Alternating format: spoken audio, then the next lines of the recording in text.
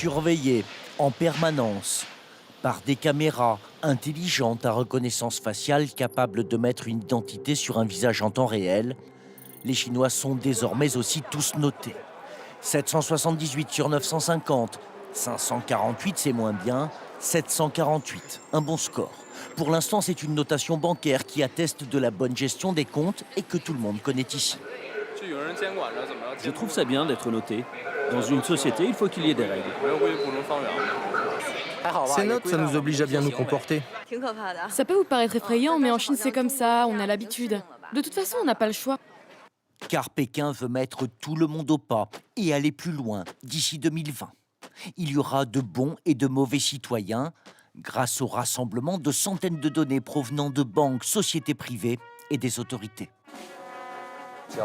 En utilisant le plus de données possible, c'est ce qu'on appelle le big data, ce système jouera un rôle important pour la reconstruction morale de la société. Pour ce faire, tout sera passé au peigne fin. Situation financière, habitudes de consommation, carrière professionnelle, jusqu'au comportement sur les réseaux sociaux.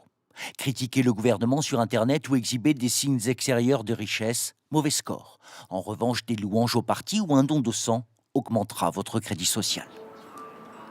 Xiao Wenwang est une citoyenne modèle. Elle vit à Nankin, Ville-Test. Elle a le profil parfait. Mariée, mère d'un enfant de 5 ans, elle travaille dans une maison de retraite. Elle n'a pas de dette. Et par exemple, attend toujours sagement avant de traverser la rue.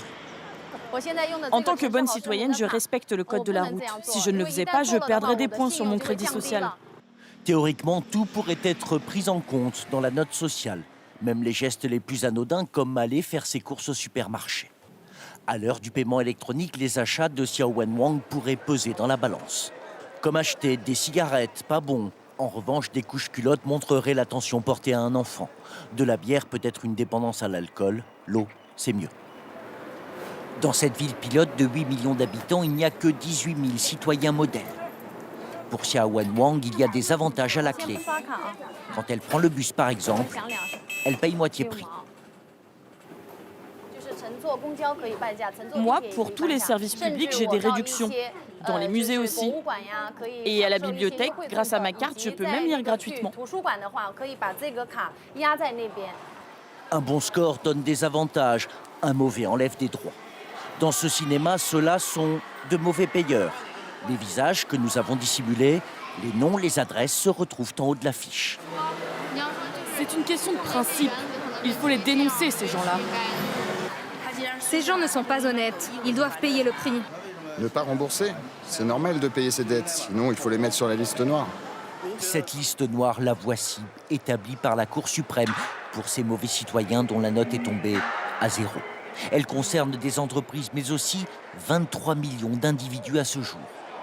Parmi eux, un journaliste, Liu Ru. Il se serait approché d'un peu trop près des affaires de corruption de hauts responsables du parti. Condamné par un tribunal pour diffamation, c'est pour cela, selon lui, que son nom s'est retrouvé sur la liste noire, du jour au lendemain. Il l'a découvert en allant chercher un billet de train et compris qu'on ne le laisserait plus voyager. Voilà, ça me dit que je suis toujours sur la liste noire. Il est jugé indigne de confiance et donc puni. Une fois qu'on se retrouve sur liste noire, on ne peut plus avoir de crédit bancaire, ou créer une entreprise, acheter un appartement, ou même envoyer ses enfants dans une école privée. Rares sont ceux comme Liu Ru qui osent émettre une critique contre ce système que certains qualifient de dictature numérique. Je m'inquiète, car beaucoup de gens, je pense, n'auront plus de libertés individuelles comme moi. Nous vivrons tous avec plus ou moins de restrictions. Quelque temps après notre rencontre, Liu Ru a appris que son nom a été effacé de la liste noire. Sa note sociale, elle était de 0, ne peut que s'améliorer.